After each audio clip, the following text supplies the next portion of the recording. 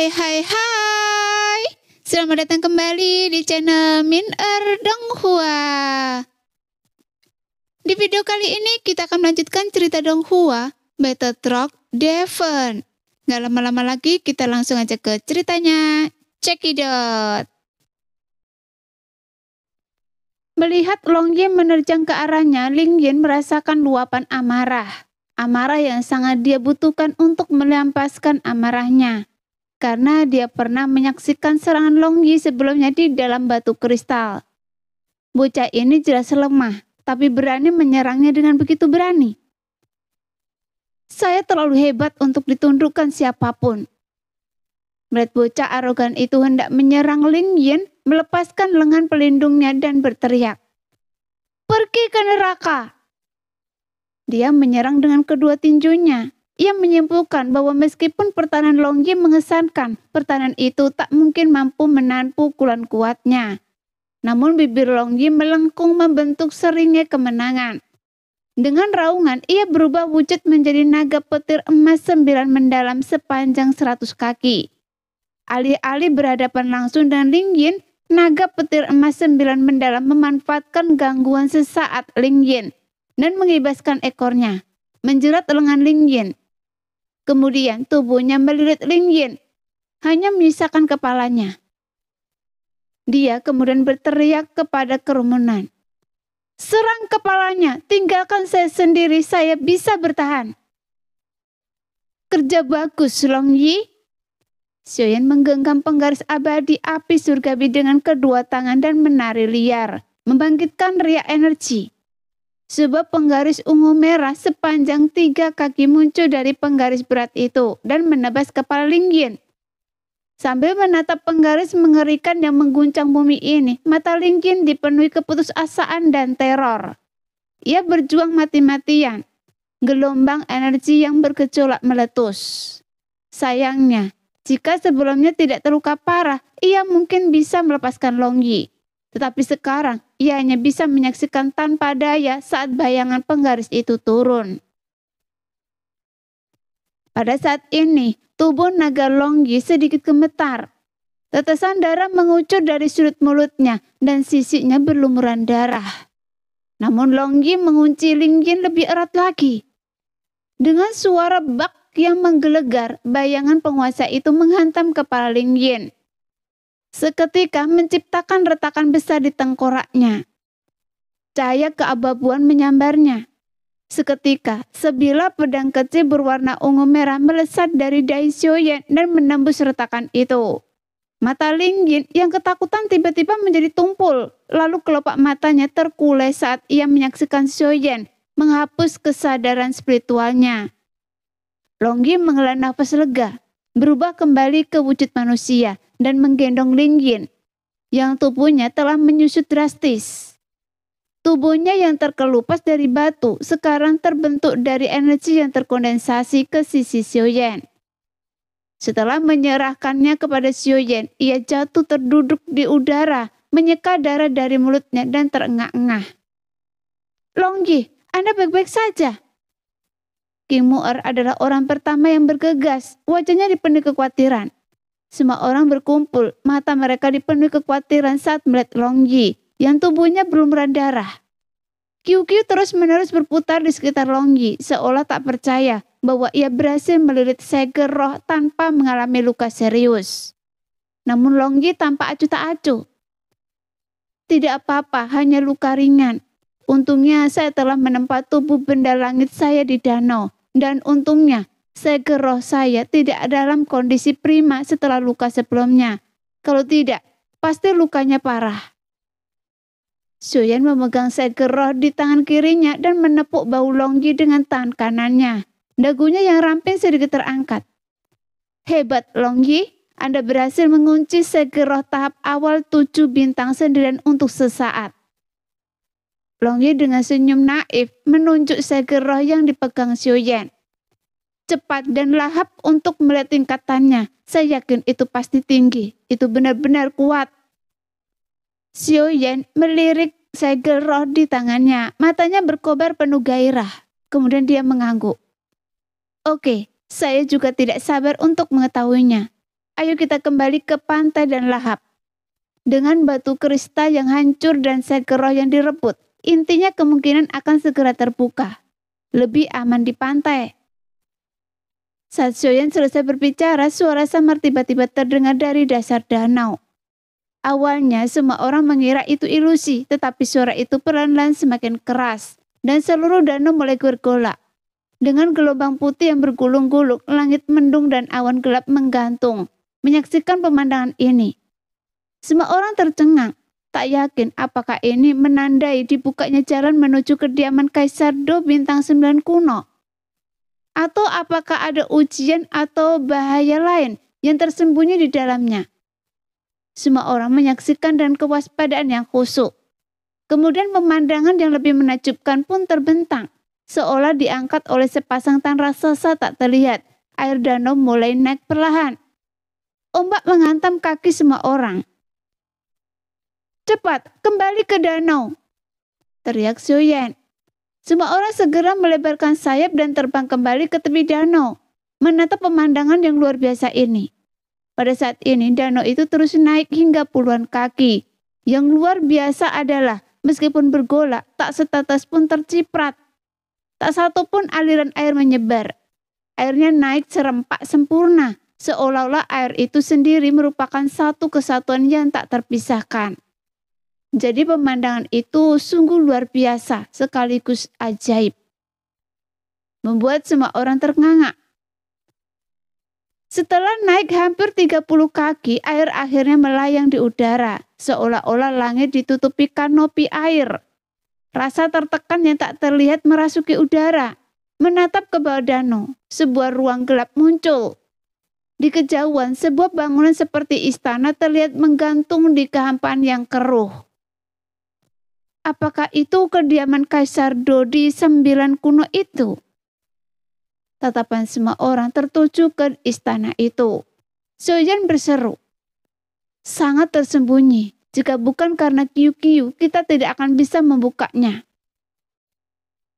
Long Yi tak sabar, mendesak, "Turunlah, jangan khawatir," kata Feng Feng. "Saya punya firasat ada sesuatu yang mencurigakan di bawah sana. Apakah ada bahaya? Apakah Anda menyadari sesuatu?" tanya Yiying. Feng Feng menggelengkan kepalanya. "Tidak, itu hanya intuisi saya." Xuan kemudian berkata, "Saya hanya menggunakan kekuatan jiwa saya untuk menjelajah, tetapi sayangnya kekuatan jiwa saya masih terhalang dan tidak bisa menebusnya. Sepertinya Feng Feng benar, tempat ini tidak sederhana."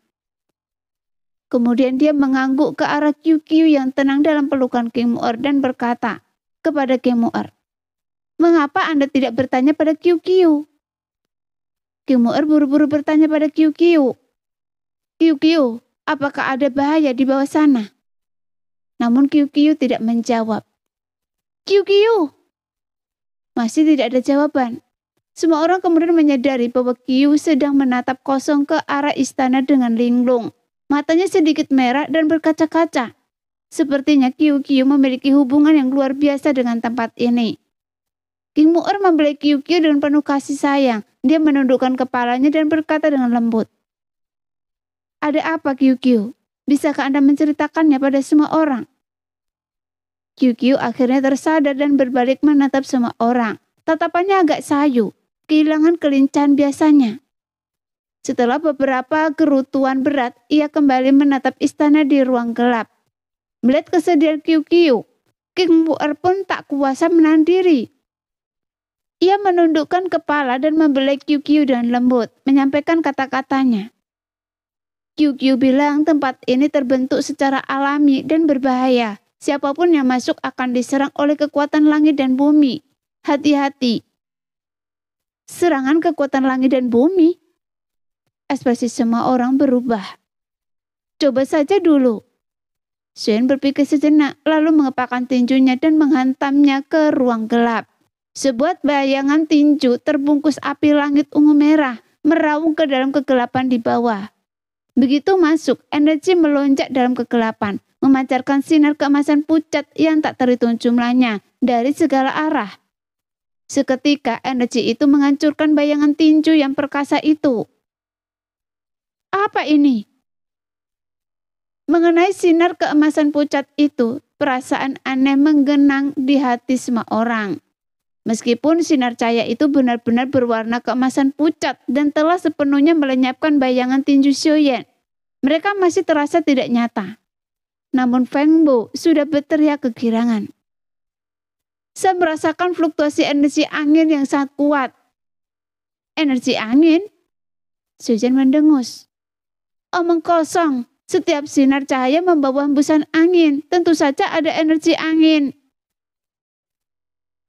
Tidak, ada energi angin di dalam sinar cahaya itu.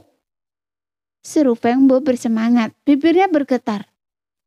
Anda juga tahu, saya terlahir dengan pertanda badai dahsyat, jadi saya sangat sensitif terhadap angin. Kalau tidak salah, sinar keemasan pucat itu adalah hasil dari energi angin yang dikompresi hingga ekstrim. Sinar cahaya yang dikompresi dari energi angin? Semua orang bingung. Bukankah energi angin berwarna biru pucat? Tapi cahaya ini berwarna emas pucat. Kalau tidak, kenapa saya harus begitu bersemangat? Feng Feng menjelaskan. Energi angin biasa berwarna biru pucat, tetapi energi angin yang paling murni berwarna emas pucat. Saya baru tahu sebelumnya, tapi ini pertama kalinya Anda melihatnya. Energi angin yang paling murni?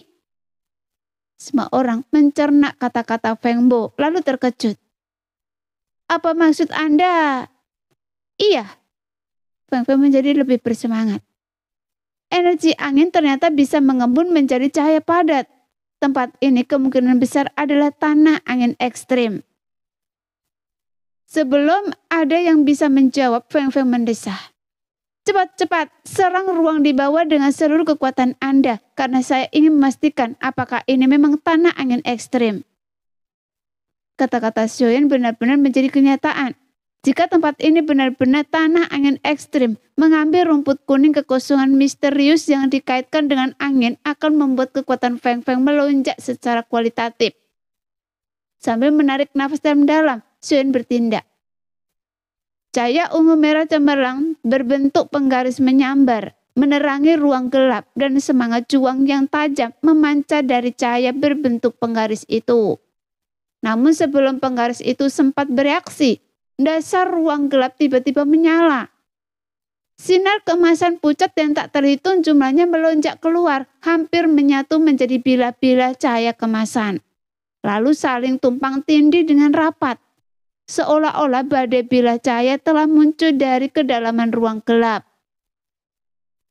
Kemudian, badai bilah cahaya bergerak dengan kecepatan luar biasa, langsung menelan penguasa ungu merah dengan kekuatan dahsyat. Semburan emas yang terus-menerus berputar dan bergolak. Bentrokan antara penguasa dan badai itu tak terlihat, hanya gemuruh terus-menerus yang terdengar. Sesaat kemudian, Xiaoyan berkata kepada kerumunan dengan ekspresi pasrah. Hubungan bayangan penguasa api surgawi dengan saya telah terputus. Dia telah hancur. Semua orang menyadari kekuatan serangan penuh Xiaoyan, tetapi ia hanya bisa bertahan sesaat melawan badai pedang cahaya.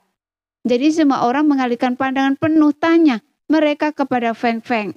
Sehingga Feng Feng menatap tajam ke arah pusaran air keemasan yang masih berputar. Matanya menyala-nyala dengan cahaya yang membakar, dan ia bergumam pada diri sendiri dengan sukacita yang tak terkendali.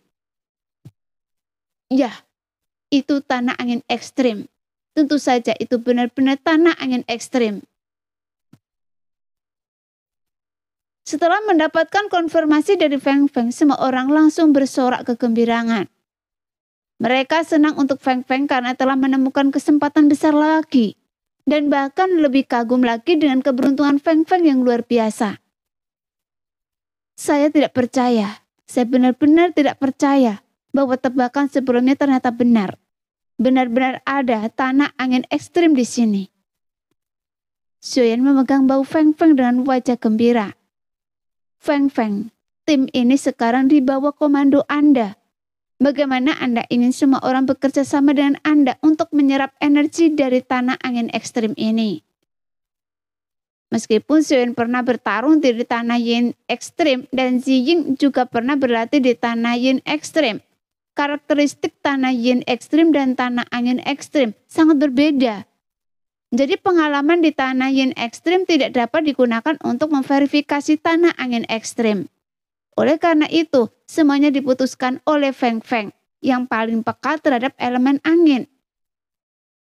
Feng Feng yang masih gembira tertegun sejenak. Kemudian dia berkata dengan sedih, "Bagaimana saya tahu apa yang harus saya lakukan?"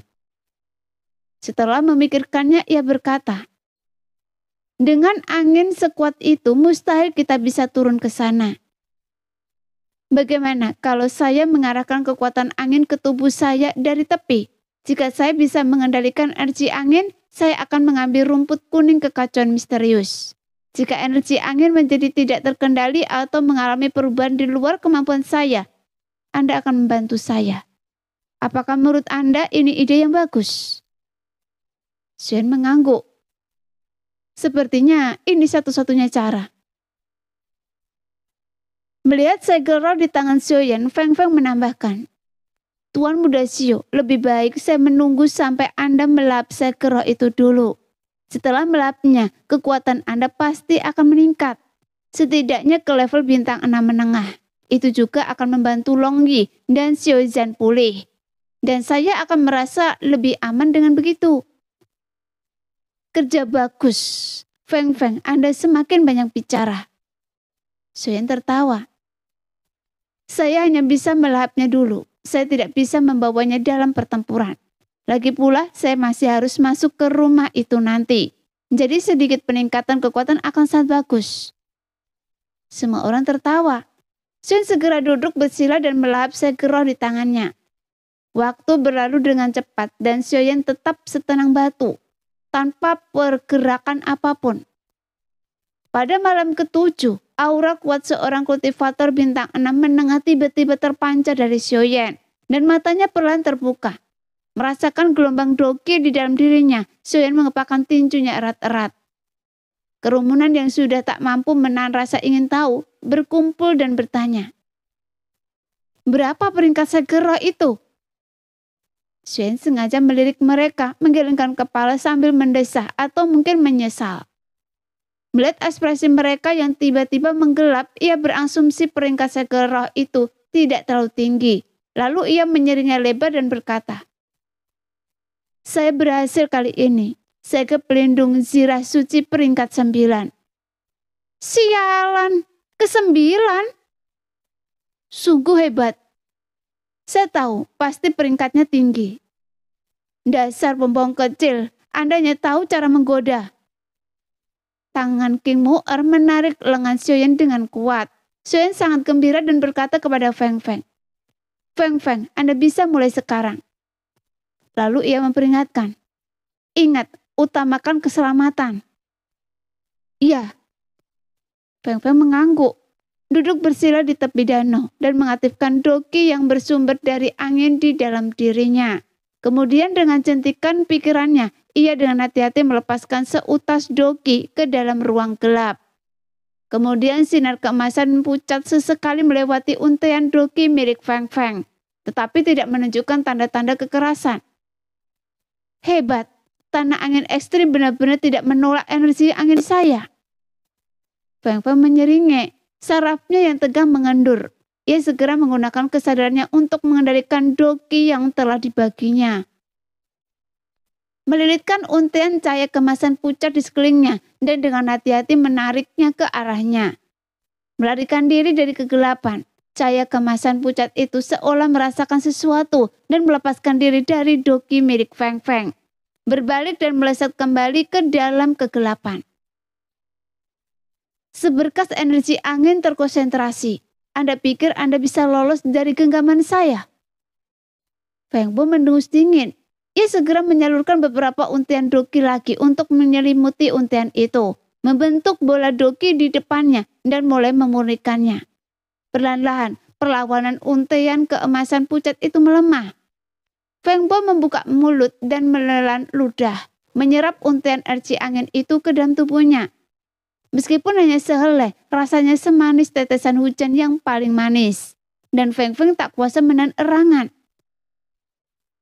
Begitu untaian Doki menyebar, menggulung keluar dari ruang gelap dalam untaian emas pucat. Bola Doki memurnikannya lalu menyerapnya. Namun setelah beberapa saat memurnikan dan menyerapan ini, Feng Feng merasa tidak puas. Terlalu lambat, ayo coba serap langsung.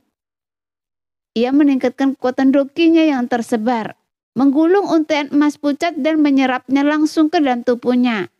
Sesuai keinginannya, untaian emas pucat itu hanya berjuang sesaat sebelum dilahap dan diasimilasi oleh Dokinya. Namun setelah menyerap beberapa saat, tanpa menyadari peningkatan Doki yang signifikan di dalam dirinya, Feng Feng bergumam. Terlalu lambat. Berapa lama waktu yang dibutuhkan untuk menyerap ini? Sampai menatap ruang gelap, secercah kegilaan melintas di matanya. Doki melonjak, menyerbu ruang gelap dan menyelimuti area yang luas. Ruang gelap itu langsung bergejolak, seperti gelombang angin yang tiba-tiba. Untaian emas pucat yang tak terhitung jumlahnya berkumpul, menyapu Feng Feng di tepi danau seperti banjir yang bergulung-gulung. Melihat itu, semua orang yang mengelilingi Feng Feng ketakutan, ragu-ragu untuk bertindak. Namun Xuyen melambaikan tangan untuk menghentikan mereka. Karena Feng Feng melakukan ini pasti ada alasannya. Jadi tak seorang pun boleh bertindak gegabah dan mengganggu Feng Feng. Saat energi angin yang luar biasa memasuki tubuh Feng Feng, warnanya langsung berubah menjadi hijau samar. Namun saat energi angin yang bergejolak terus mengalir masuk, Feng Feng mulai gemetar. Rona merah samar muncul di wajah, leher, dan tangannya. Setelah diamati lebih dekat, terlihat butiran-butiran kecil darah yang mengalir. Sepertinya energi angin ini melebihi kemampuan Feng Feng yang membuat hati semua orang mencelos. Namun Feng Feng sudah siap. Ia mengeluarkan kotak gio es berusia 1000 tahun berisi rumput kuning kekacauan misterius. Membukanya dan melahap rumput kuning tersebut. Begitu rumput kuning itu memasuki tubuhnya, kekuatan obatnya dengan cepat menghilang, berubah menjadi lapisan energi kacau yang menyelimuti setiap meridian di Feng Feng. Kemudian, energi kekacauan yang energi paling misterius di alam semesta dengan cepat mengubah energi angin yang mengamuk di dalam tubuh Feng Feng menjadi Dokinya sendiri, sehingga energi angin yang bergejolak itu tidak mengancam Feng Feng. Tak lama kemudian, tubuh gemetar Feng Feng berhenti dan darah berhenti mengucur dari tubuhnya. Bahkan Dokinya meningkat dengan kecepatan yang mengkhawatirkan. Seperti yang diharapkan dari ramuan kelas 9, sungguh ajaib. Seru semua orang takjub. Hati mereka akhirnya tenang. Namun Feng Feng kemudian melakukan gerakan lain yang mengejutkan semua orang. Dia melepaskan lebih banyak Doki ke dalam ruang gelap. Apakah Feng Feng sudah gila? Dia hanya berusaha menyerap energi angin sebanyak mungkin sebelum rumput kuning kekacauan misterius habis. Jadi tidak perlu segila ini. Semua orang terkejut. Namun mereka tidak berani mengganggu Feng Feng. Mereka hanya bisa menyaksikan dengan cemas saat aliran energi angin menyerbu tubuh Feng Feng. Siap menyelamatkannya kapan saja.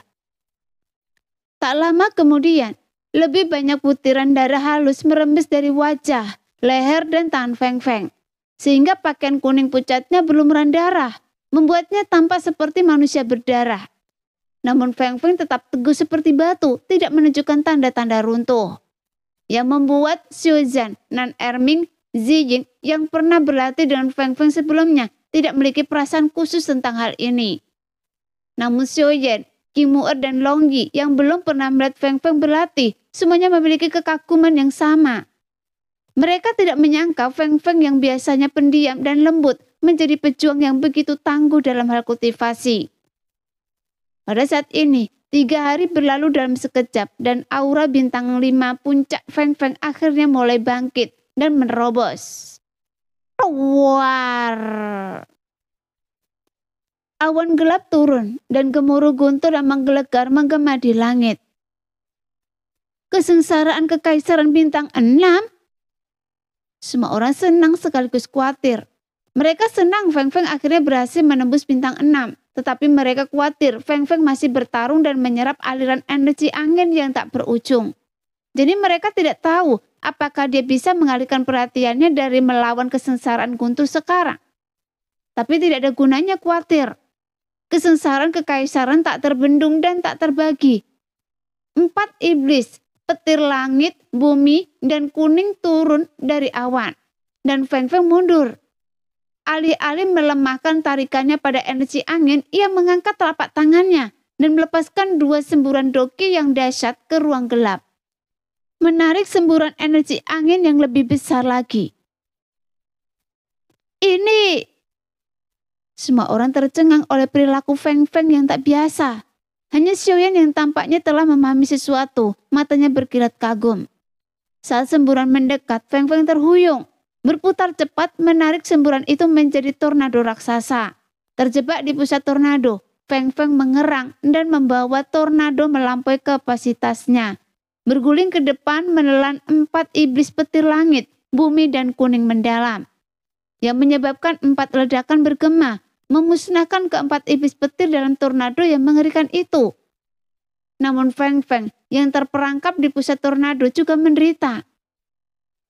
Energi angin yang dahsyat mengancam akan mencapik-capiknya. Namun Feng Feng juga tahu, jika ia tidak segera melepaskan energi ini, kemungkinan besar ia akan meledak dan mati.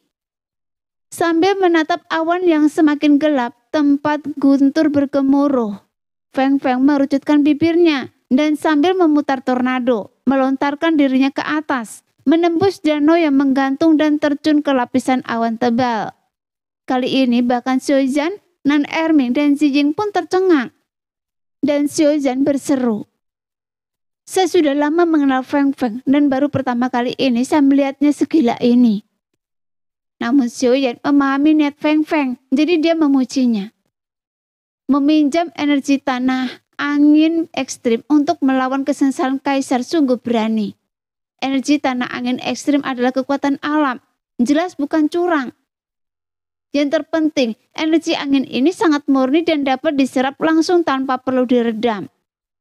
Feng Feng ingin menyerap lebih banyak selagi rumput kuning kekacauan misterius masih aktif untuk peningkatan maksimal, tetapi ini pasti akan melemahkan dokinya.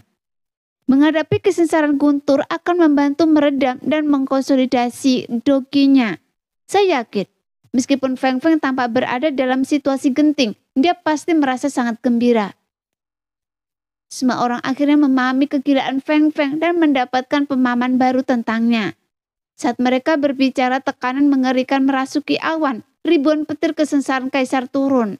Raungan mengerikan bergema tanpa henti. Kilatan petir menyambar tornado, membangkitkan angin kencang dan mengguncang seluruh langit. Bentrokan sengit berkecamuk selama hampir 1 jam. Sebelum badai Guntur ke-6 dari sekian banyak akhirnya mereda di bawah perlawanan tornado. Gelombang energi surgawi menyelimuti Feng Feng di udara. Setelah beberapa waktu yang lama, Feng Feng turun dari langit. Meskipun pakaian compang-camping, matanya bersinar dengan cahaya yang luar biasa terang. Setelah menembus bintang ke-6, dia melirik kerumunan dengan meyakinkan sebelum terjun bebas ke dalam kegelapan. Tiba-tiba, sinar cahaya kemasan pucat yang tak terhitung jumlahnya memancar dari kegelapan, disertai suara siulan yang menggema di seluruh ruangan. Sambil menatap Feng Feng yang diselimuti cahaya kemasan pucat, mata King Mu'er berkedut dan ia mendesah. Feng Feng benar-benar bertarung seperti neraka. Kemudian, seolah teringat sesuatu, ia bertanya pada Xiaoyan, "Pembohong kecil, pernahkah Anda bertarung sekeras ini sebelumnya?" Xiaoyan tidak tahu harus menjawab apa. Jika ia menjawab iya, King Mu'er pasti akan sedih. Jika ia menjawab tidak, siapa yang akan percaya? Jadi dia menggenggam tangan King Mu'er, mempertimbangkannya sejenak, lalu berkata, "Jangan khawatir, saya akan fokus menyerap inti sihir mulai sekarang." Semua orang tersenyum, tetapi kekhawatiran mereka tak kunjung mereda. Zijing yang telah mengalami dunia mengerikan di tanah yin ekstrim, bertanya dan gugup, Tuan muda Sio, apakah Feng Feng akan baik-baik saja? Xuan menghiburnya. Feng Feng bukan orang yang impulsif. Dia berani bertindak seperti ini, artinya dia percaya diri. Ia lalu tersenyum dan melanjutkan. Lagi pula, Feng Feng sudah memasuki tanah angin ekstrim, jadi kita hanya bisa menunggu kabar baik dari Feng Feng dengan sabar. Sebenarnya Xuan juga gugup, tetapi ia tak bisa menunjukkannya. Sebagai ketua tim, ia harus menanamkan rasa percaya diri pada semua orang. 3 bulan waktu yang singkat bagi seorang Dodi, tetapi bagi yang lain yang dengan cemas menunggu kabar dari Feng Feng itu adalah cobaan yang menyiksa. Sekarang, cobaan itu akhirnya berakhir. Cahaya kemasan mulai memancar di kegelapan di bawah danau, menghilangkan sebagian besar kegelapan dan membuat istana yang melayang di udara di kejauhan tampak sedikit lebih jelas. Namun semua orang tak menghiraukan. Tatapan mereka tertuju pada cahaya kemasan yang menyilaukan itu. Saat cahaya kemasan memancar dan perlahan meredup, Feng Feng dengan pakaian compang-camping dan tubuh berlumuran darah keluar dari kegelapan. Sehingga semua orang menghela nafas lega. Saya mau mandi dulu. Saya terlalu malu melihat diri saya sendiri dalam keadaan seperti ini. Sambil menatap dirinya yang kotor, Feng Feng buru-buru dan malu-malu menyapa semua orang sebelum berlari ke danau yang melayang. Ketika Feng Bo muncul kembali di hadapan mereka, ia tampak bersemangat, memiliki sikap seorang master. Kemudian Xiao Zhan bergemas bertanya, "Sepertinya Anda sudah mendapatkan banyak hal. Cepat ceritakan apa yang telah Anda lalui di sana selama ini, dan di level berapa Anda sekarang?" "Anda tidak bisa tahu level saya, kan?" Feng Feng berkata dan bangga. "Saya sudah pertengahan bintang 6 sekarang." Semua orang menatap Feng Feng dengan tak percaya. "Pertengahan bintang 6? Secepat itu?" "Iya." Feng Feng mengangguk berat dan meminta maaf. "Saya tahu Anda khawatir saya akan mendapat masalah dan ingin saya maju selangkah demi selangkah. Tapi siapa yang tahu berapa lama rumput kuning kekacauan misterius ini bertahan? Saya tidak bisa melewatkan kesempatan besar ini, jadi saya harus mengambil resiko." Xuan bertanya dengan ragu. "Sangat sulit untuk naik ke tingkat di atas bintang 6. Jika rumput kuning kekacauan misterius memiliki efek yang cukup lama, kenaikan Anda ke tingkat tengah bintang 6 sudah bisa diduga. Tapi hanya dalam 3 bulan Anda melakukannya seperti ini." Feng Feng tak kuasa menahan nafas. Pertama, kekuatan obat rumput kuning kekacauan misterius telah mengubah meridian saya, sehingga sangat meningkatkan kemampuan saya untuk menyerap energi angin. Yang terpenting, saya menemukan harta karun dan di dalaman tanah angin ekstrim. Jadi saya sungguh beruntung. "Sialan, apa saya akan mati jika Anda tidak membuat saya penasaran?" Xiao Zhan yang sudah tak sabar mendengarnya mengumpat. "Cepat beritahu saya harta karun apa itu?" Saat membicarakan harta karun seperti itu, wajah Feng Feng dipenuhi kegembiraan. Dan dia mengucapkan kata demi kata. "Asal-usul batu roh angin." Semua orang berseru. "Asal-usul batu roh angin?" Batu roh asal angin konon terbuat dari elemen angin, langit, dan bumi dan mengandung kekuatan paling murni. Batu ini dapat langsung diserap dan diintegrasikan ke dalam tubuh tanpa perlu ditempa, serta dapat diubah menjadi dogi penyerap dalam waktu yang sangat singkat. Namun, batu asal hanya ada dalam legenda. Tak disangka Feng Feng benar-benar menemukannya di sini. Jadi semua orang iri. Tersadar dari gangguan sesaat, Xiao Zhan memasang senyum cerah dan lembut di wajahnya dan bercanda dengan Feng Feng. "Sungguh beruntung. Pertama, rumput Xuan Huang dengan elemen angin, lalu tanah angin ekstrim, dan sekarang batu roh asal angin yang lebih langka. Feng Feng, bagaimana sebaiknya kami mengucapkan selamat? Haruskah kami mengucapkan selamat atas keberuntungan Anda yang luar biasa atau atas peningkatan kekuatan Anda yang luar biasa?" Feng Bo tertawa terbahak-bahak hingga tak bisa menutup mulutnya. Ia tertawa lama sebelum berkata, "Selamat karena akhirnya saya bisa menyusul kalian." Nan Erming juga bercanda. apakah sudah selesai? Kali ini selain Tuan Muda Xiao mendapatkan roh hantu dan segel roh, Anda sudah mendapatkan semua keuntungan besar lainnya. Bagaimana mungkin Anda tidak menunjukkan rasa terima kasih Anda? Katakan pada saya, bagaimana kita harus memperlakukan semua orang? Feng Feng langsung menepuk dadanya dan berseru dengan bangga. Restoran terbaik, pesan apapun yang kalian mau dan minumlah sepuasnya. Xiaozhen menimpali. Tidak mungkin, Anda harus mentraktir Longyi dan saya beberapa kali lagi. Mereka masih punya inti sihir untuk dibagi, tapi saya dan Longyi tidak mendapatkan apa-apa. Lagi pula, saya dan Longyi baru saja dipukuli. Semua orang tertawa. Jing bertanya, Feng Feng, berapa total uang Anda? Wajah Feng Feng berkedut kesakitan. Jing tersenyum. Setelah kita kembali, kita tidak akan berlatih untuk sementara waktu. Anda akan menyiapkan prasmanan di restoran terbaik. Semua orang di Xiao Mansion akan makan di sana sampai kami menghabiskan semua uang Anda. Kalau tidak, saya pasti ingin sekali menggigit Anda. Saya sungguh beruntung. Feng Feng tiba-tiba menutupi wajahnya dengan kedua tangan dengan berlebihan, lalu mengangguk tak berdaya, kesakitan dan pasrah. Namun semua orang membiarkan Feng Feng pergi sambil tertawa. Setuju, lihat saja nanti uang Anda habis. Saya harus bertanya pada nona tertua restoran mana yang terbaik saat saya pulang. Sial, kalau saya seberuntung ini, saya rela meminjam uang untuk mentraktir kalian semua makan, sampai kalian bosan. Xuyan memandang istana yang jauh di ruang gelap dan melihat badai cahaya kemasan pucat yang telah meredup namun masih mengamuk. Lalu bertanya kepada Feng Feng, bagaimana kita bisa melewati sini? Setelah menyerap banyak energi dari tanah angin ekstrim dan kekuatannya tidak sekuat sebelumnya, serahkan semuanya pada saya. Mata Feng Feng penuh percaya diri. Ia memfokuskan pandangannya, mengangkat tangan kanannya, lalu mengayunkannya ke depan. Dalam sekejap, semangat juang yang bergelora membawa energi angin, bergulung ke ruang gelap dan mendekati istana. Pada saat ini, Feng Bo berteriak pelan, dan energi angin di dalam semangat juangnya tiba-tiba berputar, membentuk terowongan berongga yang tampak kokoh. Sepenuhnya mengisolasi cahaya keemasan pucat yang ganas. Ayo pergi, dengan perlindungan sumber energi yang sama, kita tidak akan diserang. Dengan itu, Feng Feng adalah orang pertama yang melangkah ke dalam terowongan energi.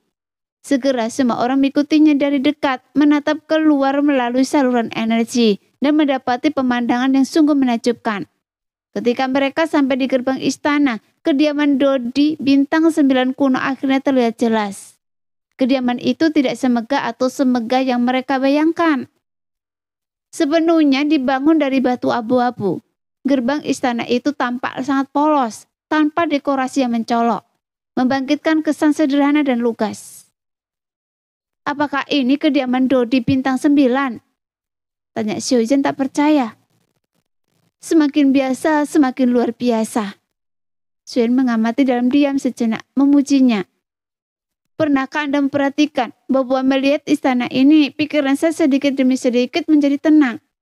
Istana ini seolah memiliki kekuatan misterius yang dapat menghilangkan kegelisahan dalam diri kita. Jika kita bisa berkultivasi di sini, kita pasti akan mencapai hasil 2 kali lipat dengan setengah usaha.